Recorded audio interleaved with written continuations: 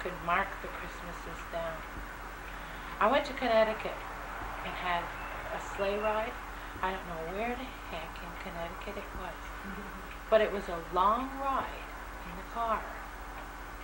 And when we got there, they had sleigh and horses and snow up to kazoo, a huge old-fashioned wooden table.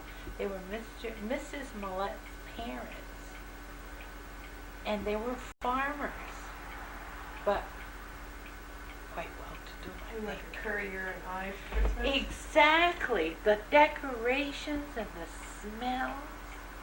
Now, we had Christmas in Warner home when we went parties. We have the commercial Christmas. That's what I grew up on. Except at Christmas, the year I remember I got 3 Kewpie dolls. 3 Kewpie dolls, and they were all hanging in the Christmas tree. One of my aunts, I don't know who it was, my mother and my grandmother, they gave me each a Kewpie doll for Christmas.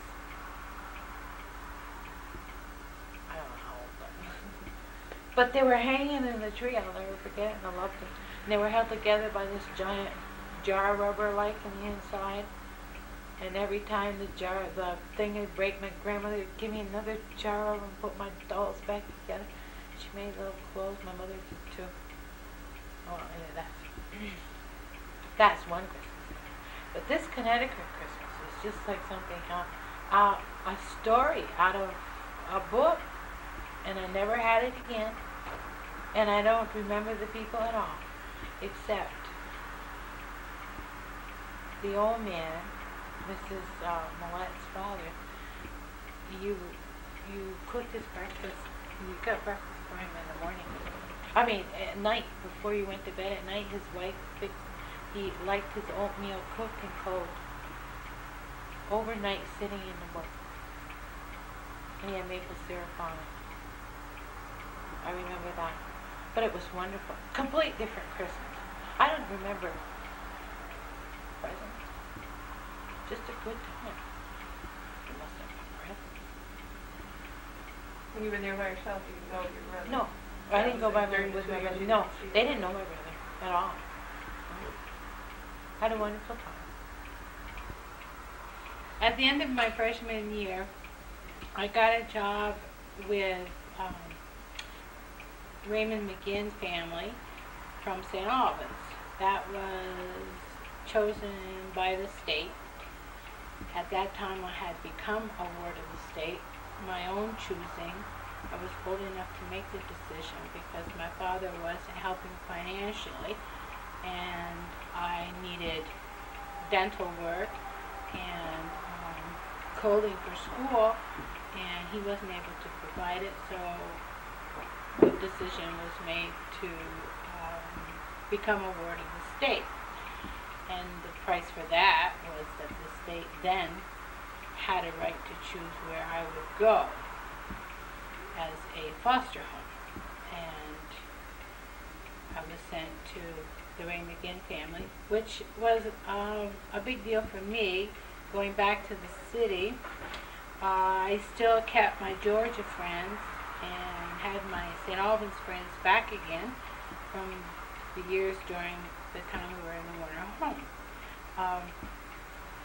I liked the McGinns because they provided 2 different lifestyles. One in the winter time, we spent up in the city at the big house, and in the summer, once school got out, then we all moved bag and baggage down to camp and stayed there, only returning to their home in the city to mow the lawn, water the plants, get the mail.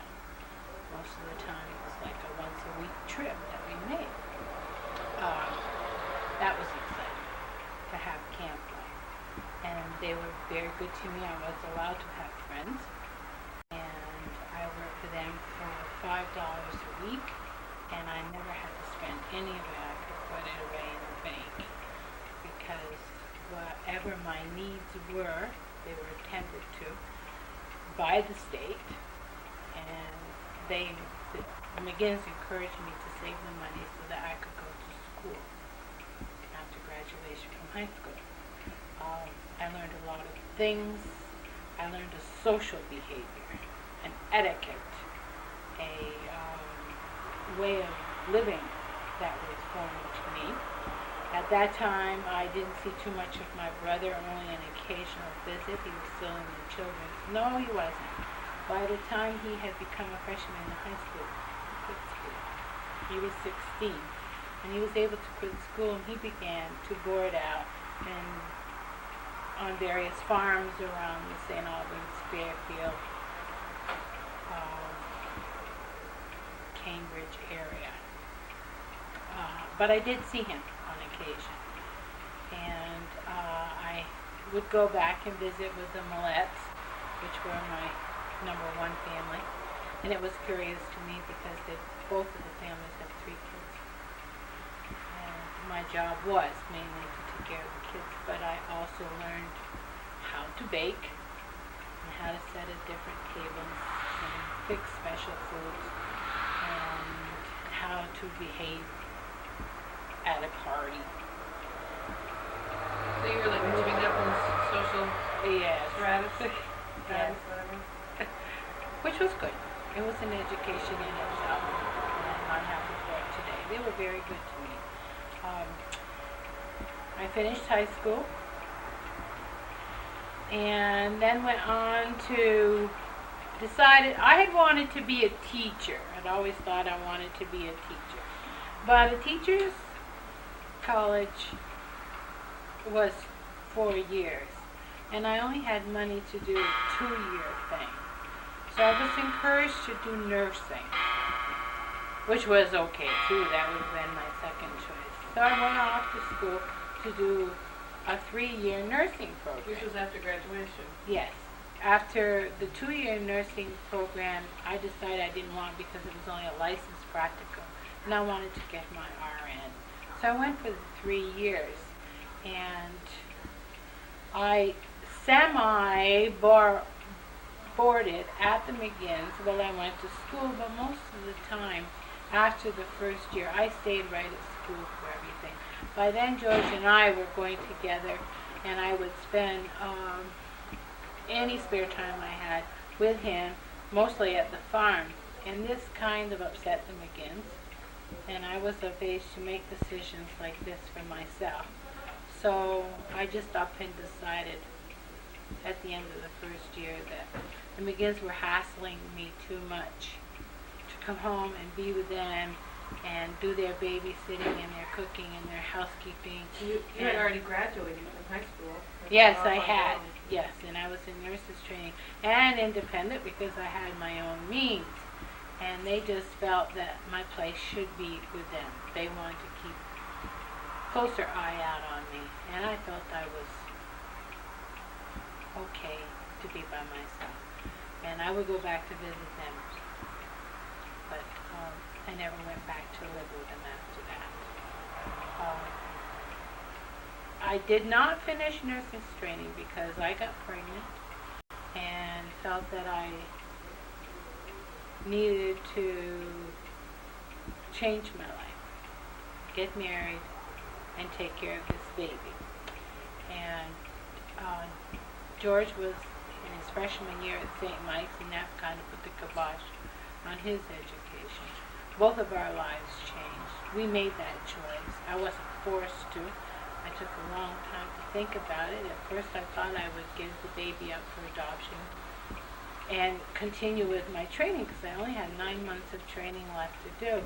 And I went to a person who was like our counselor, a nun, and I spoke to her. Where I went to training was the Jean Mance School of Nursing, which is out of the Bishop de Grossman Hospital, which no longer exists. And I went to my counselor and we talked a long time as to what my other options might be. And I had one difficult decision to make. I had a 3 months tour of duty with the Waterbury State Hospital. I had finished my Boston Children's Hospital tour of duty, and I had this 3 months. That was the biggest thing looming over me in the